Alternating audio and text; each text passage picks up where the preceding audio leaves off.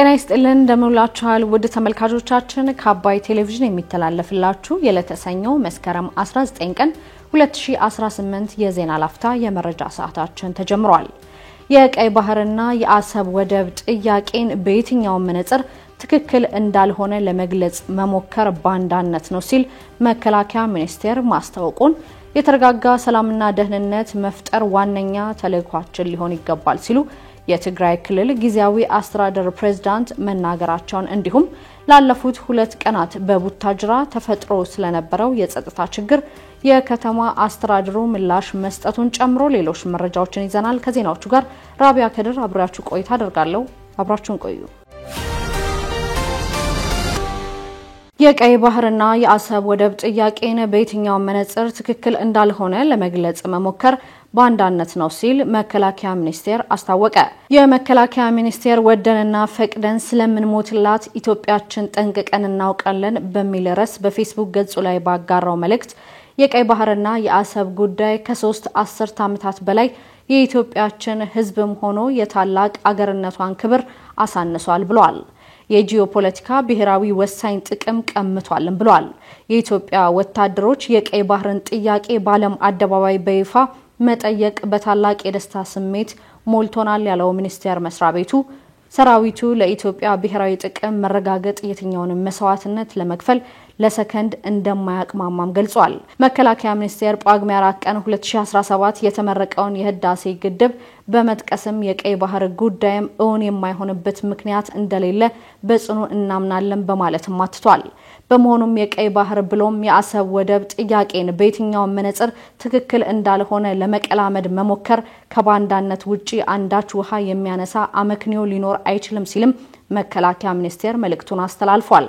ኢትዮጵያ ባለፉት ሳምንታት ለ66 ከፍተኛ ወታደራዊ መኮንኖች የወታደራዊ ማዕረግ እድገት የሰጠች ሲሆን ይህንንም በማስመልከት ለኢትዮጵያ የዜና አገልግሎት ማብራሪያ የሰጡት የሚኒስቴሩ ቃል አቀባይ ብርጋዴር ጀነራል ጌትነት ሰራዊቱ እንደ በውሃ የመጠቀም መብትና የወደብ ጥያቄ ያሉ ብሔራዊ ጥቅሞችን በማስከበር ሂደት ውስጥ ሊከሰቱ ለሚችሉ የደህንነት አጣብቂኞች መዘጋጀት አለበትም ብለዋል።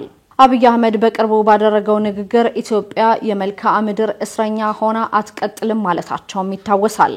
የኢትዮጵያ የባህር በር የማግኘት ጉዳይ አይቀሬ መሆኑን የተናገሩት አብይ አህመድ አገራት በፈጠነ ጊዜ ራሳቸውን ለድርድር ዝግጁ እንዲያደርጉም ማሳሰቢያ አዘል መልእክትን አስተላልፈዋል። የተረጋጋ ሰላምና ደህንነትን መፍጠር ዋነኛ ተልዕኳችን ሊሆን ይገባል ሲሉ የትግራይ ክልል ጊዜያዊ አስተዳደር ፕሬዝዳንት ተናገሩ። የጸጥታና ደህንነት ችግሮችን ለመፍታት ህዝብን ለማሳተፍ መላው የክልሉ መንግስት አደረጃጀት ተቀናጅቶ መስራት እንዳለባቸው ፕሬዝዳንት ጀነራል ታደሰ ወረደ ገልጸዋል።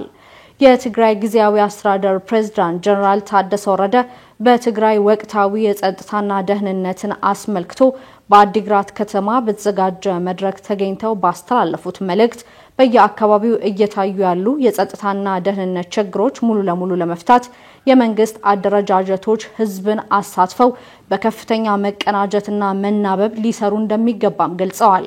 የተረጋጋ ሰላምና ደህንነት መፍጠር በህዝባዊና ሃይማኖታዊ በዓላቶች ብቻ ሳይሆን ሁሉም እንደ ዋነኛ ተልዕኳቸው በመውሰድ በትኩረት ሊሰራበት እንደሚገባ ጀነራል ታደሰ ወረደ አስረድተዋል። ትግራይ ውስጥ የተረጋጋ ሰላምና ደህንነት መፍጠር ከሁሉም በላይ ቅድሚያ የሚሰጠው የመንግስት ተልዕኮ መሆኑን የጠቀሱት ፕሬዝዳንት ታደሰ አቅማችንን አቀናጅተን ተሞክሯችንን ተጠቅመን የሚጨበጥ ለውጥ ለማምጣት ሌት ተቀን መስራት እንደሚገባም አስረድተዋል። በመድረኩ ላይ የትግራይ ጊዜያዊ አስተዳደር ካቢኔ፣ የትግራይ ሰራዊት ግንባር አመራሮች፣ የፖሊስና ሚኒሻ አመራሮች እንዲሁም የሁሉም ዞን አመራሮች የተገኙ ሲሆን ትግራይ ውስጥ እየታዩ ያሉ ያልተለመዱ ወንጀሎች፣ የጸጥታ ችግርና የደህንነት ስጋት በአስተማማኝ አገባብ ለመፍታት የሚያስችሉ ሐሳቦችና አቅጣጫዎችን በመጨመር ወደ ስራ እንዲገባም ተወስኗል። ላለፉት 2 ቀናት በቡታጅራ ተፈጥሮ ስለነበረው የጸጥታ ችግር የከተማ አስተዳደሩ ምላሽ ሰጠ። በማዕከላዊ ኢትዮጵያ ክልል ምስራቅ ጉራጌ ዞን የቡታጅራ ከተማ አስተዳደር በከተማ ተፈጥሮ የነበረውን የጸጥታ ችግር አስመልክቶ መግለጫ አውጥቷል። ከተማ አስተዳደሩ ትናንት ማምሻውን ባወጣው በዚህ መግለጫ ትናንትና ዛሬ ጠዋት የከተማዋን ህዝብ የማይመጠን አስነዋሪና አሳፋሪ ተግባር ማንንም ሊወክሉ በማይችሉ የተደራጁ አካላት ተፈጽሟልን ብሏል። በቡታጅራ ከተማ በተወሰኑ መንደሮች ላይ ብጥብጥና ረብሻ ተፈጽሞ ነበር ያለው ከተማ አስተዳደሩ ቢሆንም በጸጥታ ኃይሎችና በማህበረሰቡ አማካኝነት ማስቆም ተችሏልም ሲል ገልጿል። አስተዳደሩ የተፈጠረው አስነዋሪ ድርጊት የህይወትና የአካል ጉዳት አስከትሏል ማለቱን አክሏል። ይህ የጸጥታ ችግር የተፈጠረው የሲናኖ ሴራ ከተባለ ባህላዊ የሽምግልና ስርዓት የባለቤትነት ጥያቄ ጋር ተያይዞ በተከሰተ አለመግባባት መሆኑን ደግሞ ዶቼ ቬለ ዘግቧል። የከተማዋ ጎዳናዎች በድንጋይና በጎማ ለመዝጋት ሙከራ መደረጉንም ዘገባው አመላክቷል። የቡታጅራ ከተማ አስተዳደር በበኩሉ ችግሩን ለመፍታት ከህዝብና ከሚመለከታቸው አካላት ጋር እየመከረ መሆኑን አስታውቋል። ስለሆነም የቡታጅራ ከተማን ሰላምና ጸጥታ ወደ ነበረበት ለመመለስ ህዝቡ ከጸጥታ መዋቅሮች ጋር በመተባበር እንዲሰራም ጥሪ አቅርቧል። በአፋር ክልል በደረሰ የትራፊክ አደጋ የ4 ሰዎች ህይወት ማለፉን የክልሉ ፖሊስ አስታወቀ። በአፋር ክልል ገቢረሱ ዞን ገላአሉ ወረዳ በደረሰ የትራፊክ አደጋ የ4 ሰዎች ህይወት ማለፉን የክልሉ ፖሊስ ኮሚሽን አስታውቋል። በኮሚሽኑ የትራፊክ አደጋና ስታቲስቲክ ዲቪዥን ዋና ሳጅን ሰይድ አህመድ በክልሉ ገቢረሱ ዞን ገላአሉ ወረዳ ትናንት መስከረም 18 ቀን 2018 በደረሰ የትራፊክ አደጋ የ4 ሰዎች ህይወት ማለፉን ተናግረዋል። በተጨማሪም በአደጋው ከባድ ጉዳት የደረሰባቸው 2 ሰዎች በገዋኔ የመጀመሪያ ደረጃ ሆስፒታል ህክምና እያገኙ መሆኑንም ጠቁመዋል። የአደጋው መነሻ ላንድ ክሩዘር የክልሉ ጤና ቢሮ ተሽከርካሪ ከዋሽ ወደ ሰመራ ሲጓዝ ከጅቡቲ ወደ መሃል ሀገር በመጓዝ ከነበረ ከባድ የጭነት ተሻቢ መኪና ጋር በመጋጨቱ አደጋ መከሰቱም ተገልጿል። አያይዘውም ከሰመራ እስከ ዋሽ ባለው መንገድ የሚተላለፉ ማንኛውም አሽከርካሪዎች በየመንገዱ እንስሳት ህዝብ የሚንቀሳቀስባቸው ከተሞችና ኩርባ መንገዶች ስለሚገኙ ጥንቃቄ በተሞላበት መንገድ እንዲያሽከረክሩ ማሳስበዋል። በኢትዮጵያ የተለያዩ አካባቢዎች የሚደርሱ የትራፊክ አደጋዎች መባባሳቸውንም ዘገባው ያመለክታል። አደጋዎቹ የበርካታ ሰዎች ህይወትን የቀጠፉ ሲሆን አያሌ አካል ጉዳትና የንብረት ውድመትም አስከትለዋል። በቅርቡ እንኳን ከ6 ቀናት በፊት በአማራ ክልል ደቡብ ወሎ ዞን ደሴ ዙሪያ ወረዳ በደረሰ የትራፊክ አደጋ የ12 ሰዎች ህይወት ማለፉም ይታወሳል። በአደጋው ህይወታቸውን ካጡ ሰዎች በተጨማሪም ሌሎች 49 ሰዎች ላይ ከባድና ቀላል ጉዳት መድረሱም አይዘነጋም። ለመጀመሪያ ጊዜ ከፍተኛ ቁጥር ያላቸውን ስደተኞች ያሳፈረች አነስተኛ ጀልባ የዩኬ ቻናልን ማቋረጧ ተነገረ። ቅዳሜ ዕለት አንዲት አነስተኛ ጀልባ 125 ሰዎችን አሳፍራ የእንግሊዝ ቻናልን ማቋረጧ ተሰምቷል። በአንድ ጀልባ ውስጥ ይህንን ያክል ቁጥር ያላቸው በርካታ ስደተኞች ሲጓዙ ይህ የመጀመሪያ ነው ተብሏል። በነሐሴ ወር 106 ሰዎች በአንድ ጀልባ ለመጓዝ ሞክረው የነበረ ሲሆን ከዚያ ጊዜ ወዲህ ከፍተኛ ቁጥር ያላቸው ስደተኞች በአንድ ጀልባ ሲጓዙ ይህ የመጀመሪያ ነው ተባለው።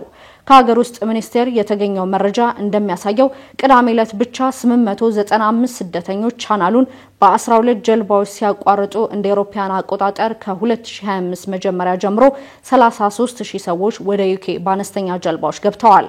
በዚህ አካባቢ ብዙዎች ለመሻገር ሲሞክሩ እንዲሁም በአካባቢው ባለው ከፍተኛ ቅዝቃዜ ህይወታቸውን ሲያጡ ይስተዋላል።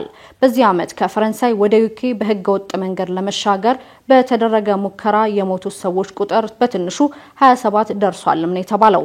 ቅዳሜ ዕለት የነበረው የተመቻቸ የአየር ሁኔታ ስደተኞቹ ከፈረንሳይ ወደ ዩኬ ለማቋረጥ ያደረጉትን ጉዞ ቀላል ያደረገው ሲሆን 14 ሰዎች ብቻ የአደጋ ጊዜ ድጋፍ በባህር ተቆጣጣሪዎች ማግኘታቸውም ተገልጿል።